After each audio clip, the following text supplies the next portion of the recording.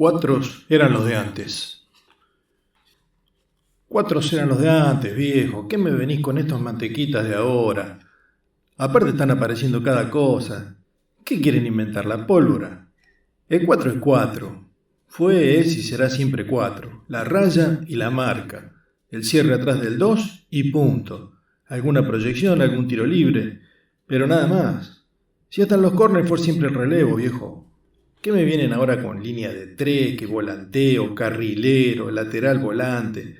Pero por favor, ¿qué carajo es un lateral volante? ¿Una manija al lado del manubrio? Déjame de joder, el 4, el 2, el 6 y el 3, viejo, y a otra cosa mariposa.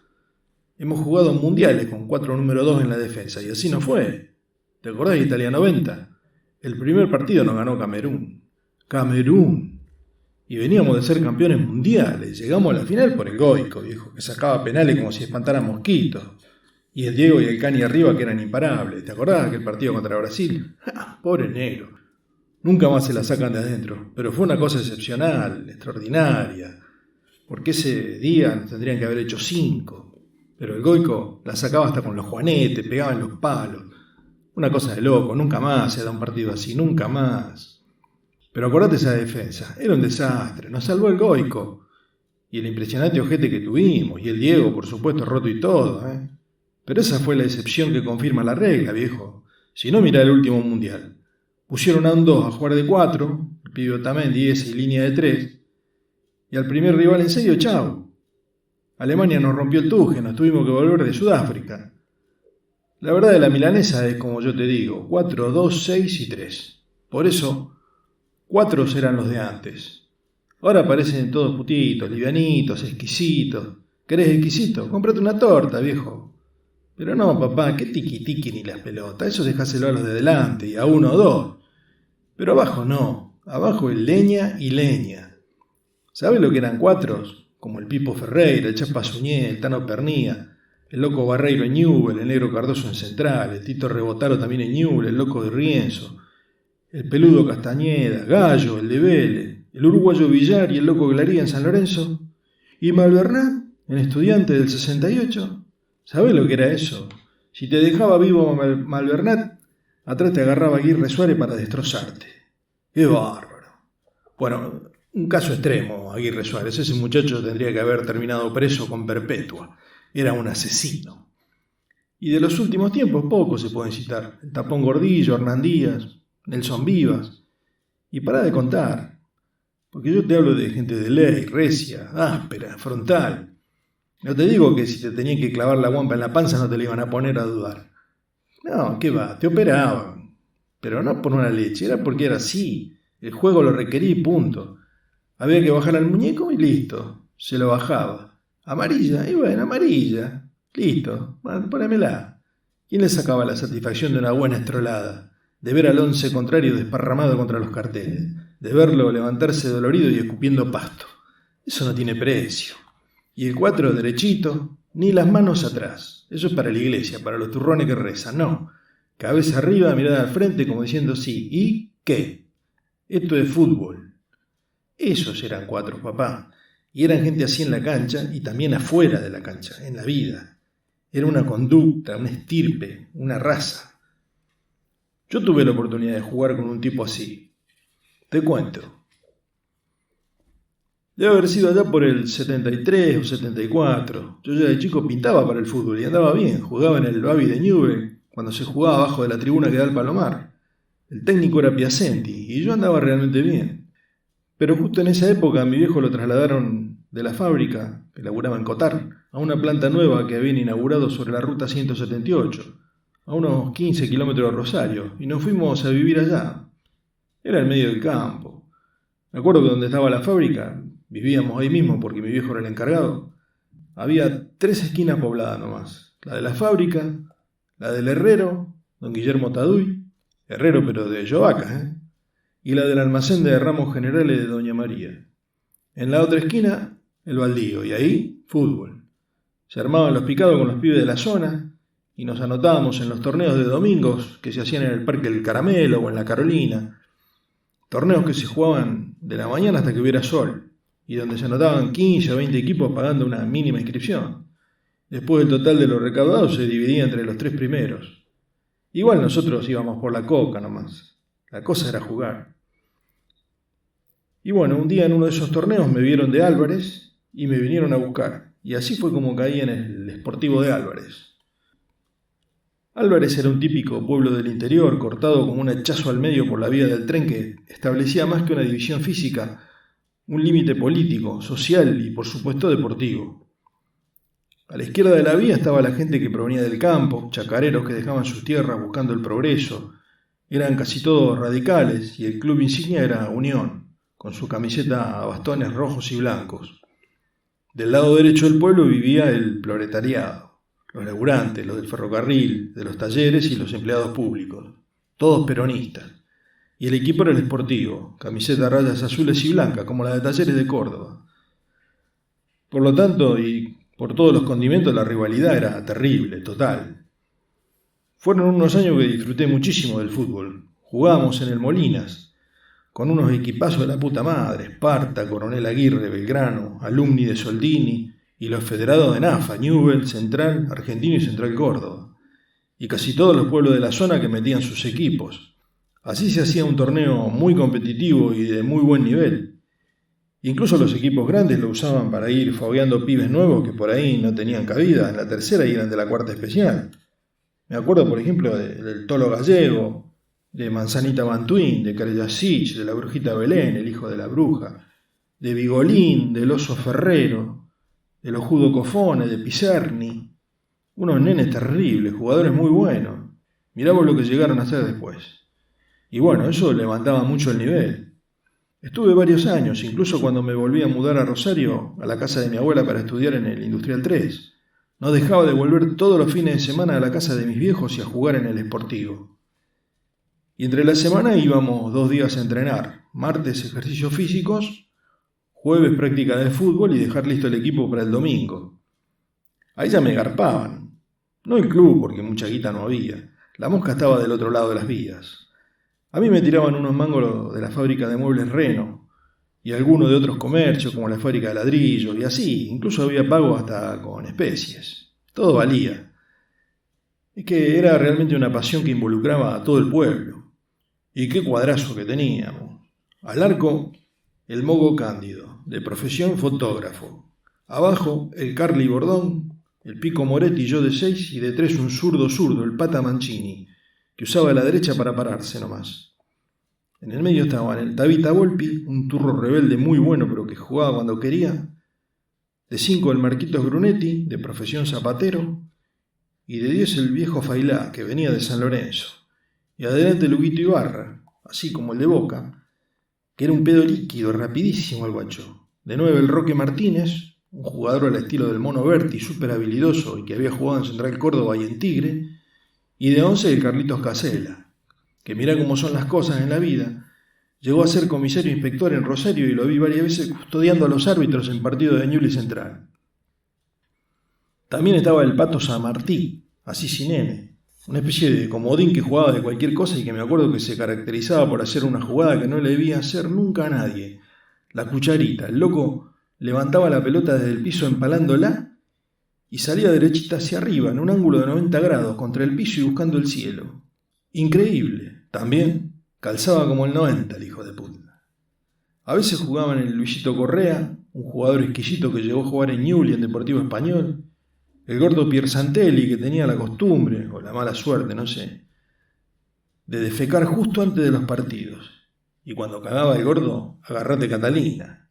Nos teníamos que ir a cambiar afuera del vestuario, era monstruoso. Una baranda infernal. Pero era un cuadrazo. Y el 4 ahí era el Carly Bordón.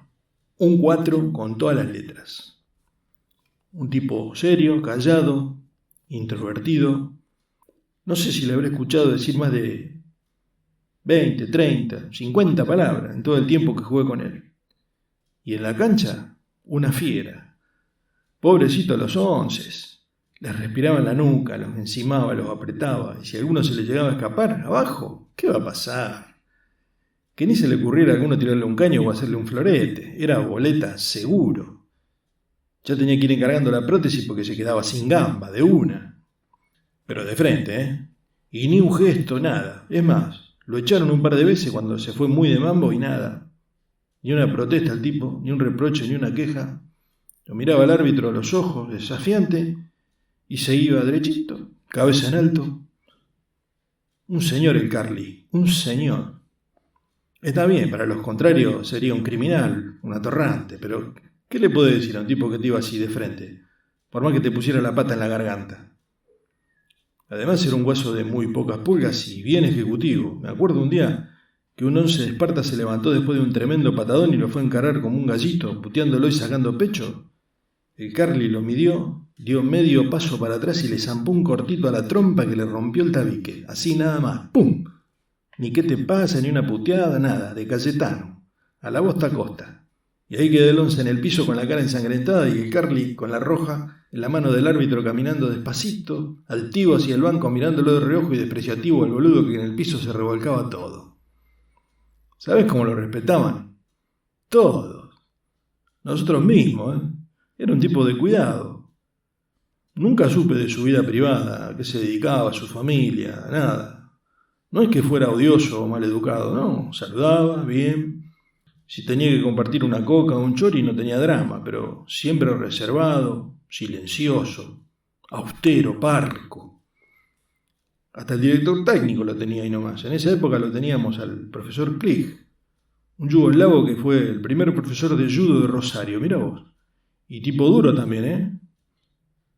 Sí, fue aquel que se hizo famoso cuando lo volteó de una toma al loco Pita, aquel boxeador rosarino de renombre que se atrevió a piropearle a la mina al profesor, que dicho de paso estaba muy buena, en el bar Pigal, en la esquina de San Luis y Sarmiento.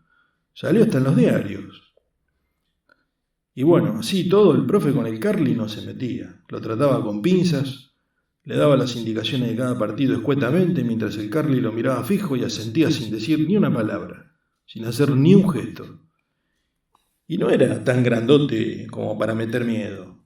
Me diría 1,72 m, 74, morrudo, bigote tipo chamaco. La edad era un misterio, ¿eh? Era un tipo de eso que tanto se le podían dar 20, 30 o 40 pirulos. Indescifrable. Ojos grises, casi transparentes, penetrantes, lo que le confería una mirada de hielo, glacial, nariz recta y el pelo negro siempre bien cortito y requintadito.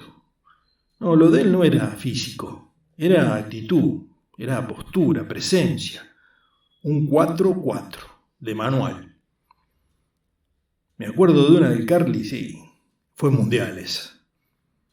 Para ir a las prácticas de Rosario durante la semana, el club nos pagaba un taxi. Le garpaban quincenalmente y para los tacheros era también un negocio.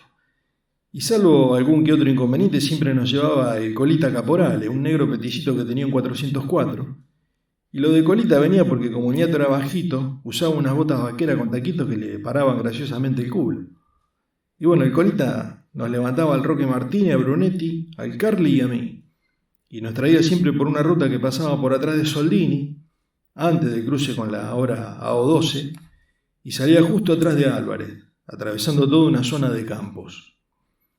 La ruta era medio solitaria, nunca veíamos a nadie, y más o menos por la mitad, pegadito a la banquina, zanjón de por medio, había un criadero de cerdos, y cuando pasábamos pispeábamos a los animales lindos, gorditos, y nunca ni se veía nadie, ni un alma.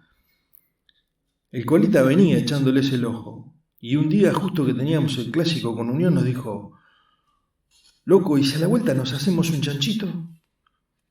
Hubo algunas protestas, excusas, negativas, no muy firmes, hay que destacar. Y medio que la cosa quedó ahí, en suspenso. El Carly, como siempre, no dijo nada. Esa tarde del clásico fue más clásico que nunca, un partido bravo, duro, durísimo. Nos cagamos a patadas y terminó en quilombo. El referí era el flaco Lazo, y sabíamos que la gente del club lo había tocado, pero se ve que del otro lado hubo más vento, porque nos terminó echando a 2 y cobrando un penal inexistente a 5 minutos del final cuando aguantábamos heroicamente el 0-0. ¿Qué? No se alcanzó a patear. Corrida, piña, de todo, tuvimos que salir cagando. El Colita con el 404 en marcha nos levantó así como estábamos, con botines y todo. De pedo que alcanzamos a pescar los bolsos y rajamos. Así que veníamos de vuelta todo transpirados, sucios. con las camisetas todavía puestas y los bolsos amontonados en el baúl del taxi, que dicho sea de paso, era un quilombo de cosas. Pero el colita el tema del lechón no se había olvidado. ¿Qué va? Decía que con el despelote que se había armado era el momento oportuno, que no iba a haber nadie. Y bueno, tanto insistió que allá fuimos. Paró el Peugeot medio lejos para no asustar a los bichos con el ruido del motor y no levantar la perdiz por si pasaba alguien por la ruta, y nos dio las instrucciones. Ya la tenía maquinada el hijo de puta. El Roque y el Marquito se meterían al corral, atraparían un chancho, lo pasarían por arriba del alambrado a él y a mí, que los estaríamos esperando. El Carly, con su habitual parquedad, dijo 4 palabras seguidas. Yo me quedo acá. Y se apoyó contra la parte de atrás del auto, que había quedado sobre el pasto en la banquina. ¿Quién le iba a discutir? Siguiendo el plan del colita, nos dirigimos silenciosa y subrepticiamente hacia el corral. El Roque y el Marquito saltaron y empezaron a correr a los chanchos. Fue un quilombo entre el barrial, los bichos que chillaban escapando espantados de los 2 locos que aún con los botines con tapones no lograban hacer pie en el chiquero, las puteadas de los 2 contra el colita y su idea, y los gritos de nosotros que estábamos afuera y tratábamos de dar indicaciones. Era un pandemonium infernal. Parecía una película de Buster Keaton. Al fin los cazadores arrinconaron a un lechón bastante grande y a duras penas lo sujetaron con una soga que llevaba el colita en el baúl y que ya tenía preparado el guacho. Y empezaron a luchar para arrastrarlo y llevarlo contra el alambrado. El pobre bicho se resistía desenfrenadamente, chillando y chillando. Levantarlo fue imposible. Debía pesar como, no sé, cuántos kilos. Y todo embarrado era como tratar de sujetar un jabón. Chapoteando en el barro, finalmente consiguieron pasarlo a través de los alambres y ya nosotros desde afuera lo agarramos de las orejas, de cualquier lado y lo empezamos a sacar. Pero una vez del lado de afuera, sobre el pasto, el animal también se pudo afianzar mejor y se zafó de la soga y de todas las manos que pugnaban por inmovilizarlo, y se escapó, saltando el zanjón, corriendo o chillando desesperado. Y salió justo para donde habíamos dejado el auto, y donde el Carly, ya advertido por el criterio de todos nosotros, lo esperaba.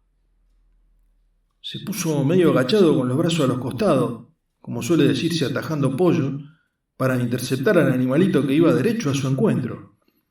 Pero cuando estuvo más cerca, recién ahí, el cerdo vio el peligro y se empezó a abrir para el lado de la ruta como para esquivarlo.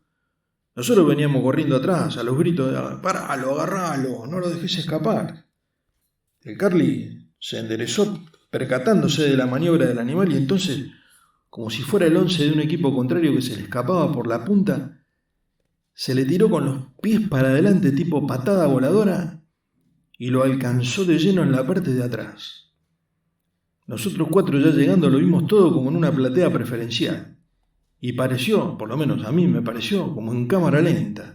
El Carly volando hacia el costado con la pierna cambiada y el encontronazo con el chancho que viraba enloquecido para escapar. Juro que se sintió el ruido. ¡Crack! Y a la mierda el chancho. El tremendo golpe lo hizo rodar hacia la ruta y quedó unos instantes pataleando con las patas hacia arriba y sin dejar de chillar. Trató de incorporarse ya sobre el pavimento, pero las patas de atrás donde lo había agarrado el Carly con los tapones de punta no le respondieron bien y se derrumbó de nuevo. Y ahí le caímos nosotros que llegábamos en tropel a la carrera inmovilizándolo.